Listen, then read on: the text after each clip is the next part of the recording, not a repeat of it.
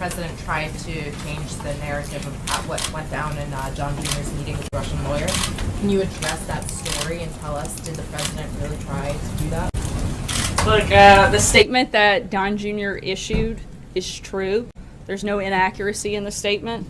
The president weighed in as any father would based on the limited information that he had. This is all discussion, frankly, of no consequence. There was no follow-up. It was disclosed to the proper parties, which is how the New York Times found out about it to begin with. The Democrats want to continue to use this as a PR stunt and are doing everything they can to keep this story alive and in the papers every single day. The president, the American people, they voted America first, not Russia first, and that's the focus of our administration.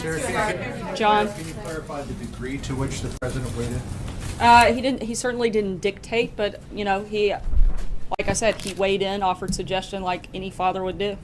Did he not know what the Stephen, intelligence was? We'll follow up on that. Was he aware at the time that Don Jr. had a meeting that was based on the pretext that he would be promised information that was negative about Hillary Clinton when he suggested that the statement only say that the meeting was primarily about Russian adoption policy? Like I said, the statement that was issued was true and there were no inaccuracies in the statement. I think what the bigger question is, everybody wants to try to make this some story about misleading. The only thing I see misleading is a year's worth of stories that have been fueling a false narrative about this Russia collusion and based on a phony scandal based on anonymous sources. And I think that is, if we're going to talk about misleading, that's the only thing misleading I see in this entire process.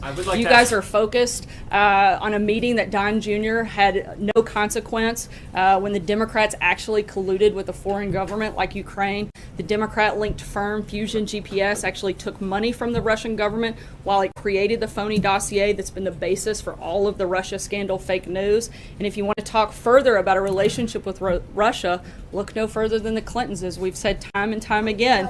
Bill Clinton was paid $500,000 to give a speech to a Russian bank and was personally thanked by Putin for it.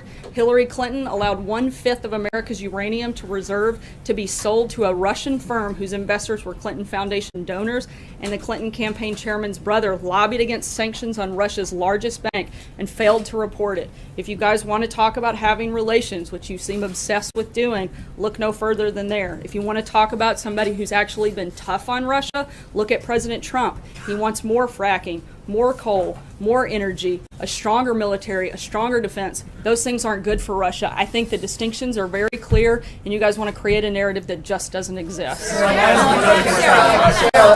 guys. Sign the Russia bill. Glenn, Why go did the ahead. president sign the Russia bill? Glenn, go ahead. Sorry.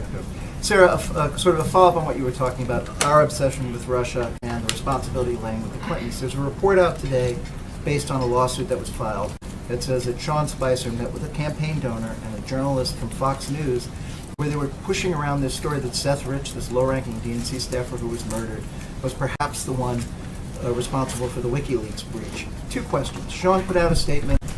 He said it was just a brief meeting. He said the guy didn't know the president. The lawsuit alleges that the president knew about it and had an influence on the story. Did the president know about the story pre-publication, and did he have an influence on the way the story was written? The president had no knowledge of the story, and it's completely untrue that he or the White House involvement in the story.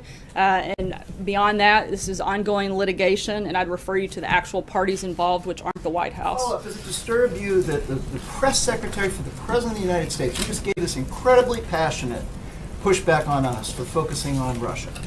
Does it disturb you? You just sped right past this. Does it disturb you that there's an allegation out there in a lawsuit, and Sean Spicer admitted meeting with these two individuals, that this was discussed in your White House?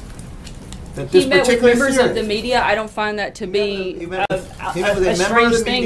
You guys were all members of the media. He was pushing a story that was later retracted because it was false. He met with that reporter, and he met with a campaign donor. Does it disturb you? Does it say anything about this White House that you would entertain that kind of story? It doesn't bother me that the press secretary would take a meeting with somebody involved in the media about a story. None of that was disclosed. They had a conversation, and that was the end of it. You guys come to us with stories all day. I've taken meetings with the majority of the people in this room. I don't always know the nature of the story of what you're coming to talk to me about, but it's my job to talk to you, to listen, and I'm responding. The president didn't have knowledge of the story. The White House didn't have any involvement in the story, and beyond that, it's ongoing litigation that doesn't involve anybody in the building, and so I'd refer you to the parties that it does. Thank you, God bless you, and God bless America.